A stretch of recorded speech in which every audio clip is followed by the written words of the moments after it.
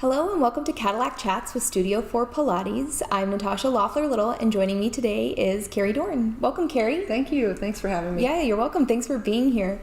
So Kerri's joining Studio for Pilates to start offering a functional movement training program. We're super excited. Kerri is a certified personal trainer, and we have been geeking out about that term for a while. That's true. And we, at the surface it can kind of sound buzzword, right? And I wanted you to start by helping us unpack what it really means.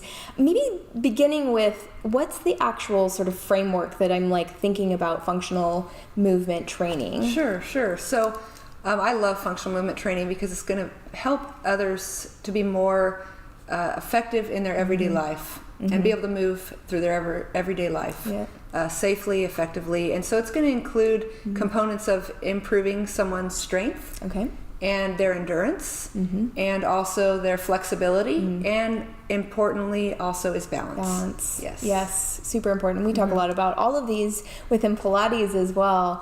And for us in the studio, this is just another way to access it. So we're going to keep going with exactly what do we mean by accessing it with other tools. Before I get into that, though, when we talk about specific examples of movements, could you talk a little bit about what goes into a quality functional movement training program? Because I think there are elements that are really important to think about when you're starting one. Absolutely. So we want to make sure the movements are safe.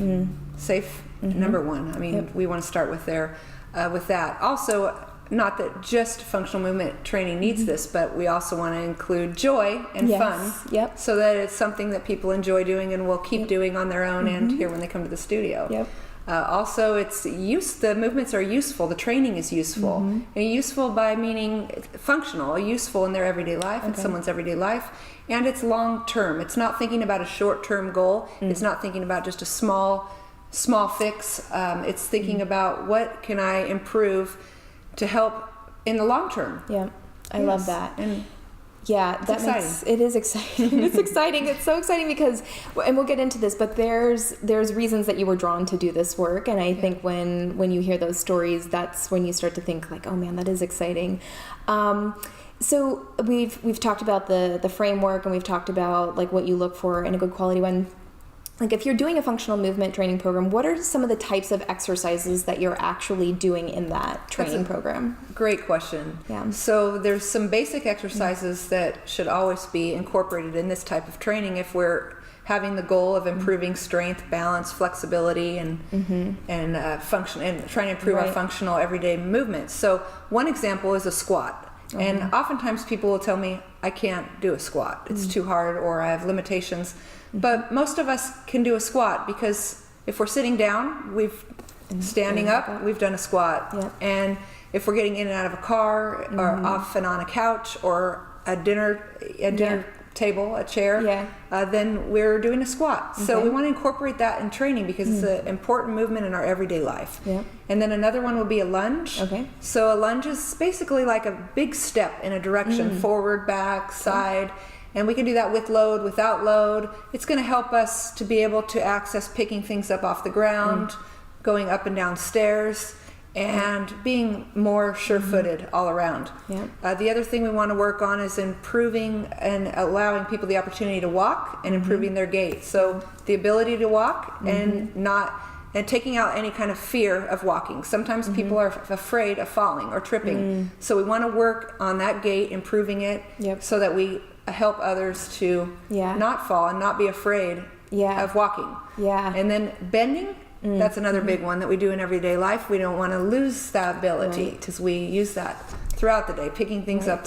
And throughout our life, right? And I think at the, when we get to why, I'm just going to give a little spoiler alert here, but one of the things that's important to us is having this independence of movement and function as long as we possibly can. That idea is just so important, and the heart, I think one of the hearts of why functional movement training is so interesting.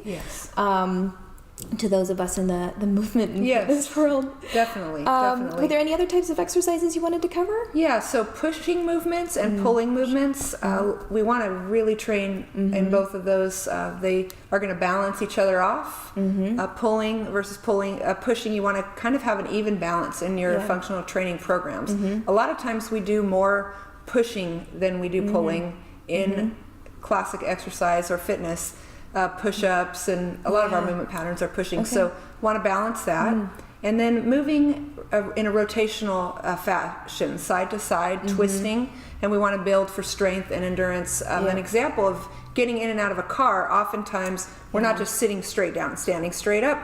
We're opening a door. We may have load. We may have a bag, a purse, a backpack. I do the behind the back seat thing, and you're carrying something heavy and you're lifting. I mean, there's so many there are so many movements that are going on there. I hurt myself. Yes, and it's common. So those are the main things, and then we would incorporate in any functional movement training program here. I like that. And so there's a reason you were drawn to do this particular work, and I'm big on talking to people about what inspires them. And I'd love to hear what originally got you so curious about this topic. Yes, so originally I started my career watching my brother, who's studying biomechanics and is now a professor in New Zealand. So cool. I watched him getting his master's and his PhD and going on to get his postdoc, and I started kind of learning from him and picking up his books and his training. And then I researched, studied, went into the industry myself, and helping others and finding out that I've improved someone's quality of life. And bringing joy to their everyday life is what absolutely inspires me. So when I get those messages from my clients that they were able to go out of state and help their children move, and literally assisting with bringing furniture up multiple flights of stairs and doing it all day long, and then calling me and saying, guess what? I feel great after a whole day of moving furniture.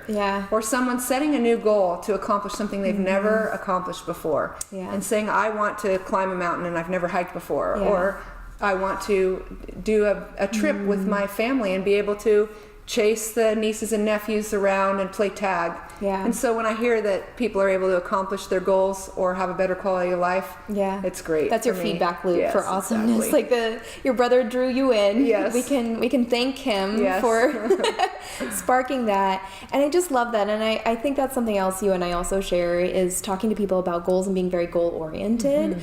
In another discussion, Kerri and I have talked about how we're both obsessed with being efficient with time and really maximizing the life we have here and being joyful about it, but also approaching it with a curiosity and an openness to try new things and to try and reach new edges. I think that's like so exciting, and it's just really special to share that with people and to be part of that in a training format. So, yes. And one more thought I have is a lot of times people tend to do what they like and they keep doing it. Maybe that's swimming, maybe that's biking, maybe that's walking or hiking or running. But the cross training is so important. And so functional movement training can be a great way to cross train. Just because it's doing what you might not do on your own, and it's making sure that you cover all bases when it comes to movement, rather than just what you tend to do over and over again. So I love that. So that's important.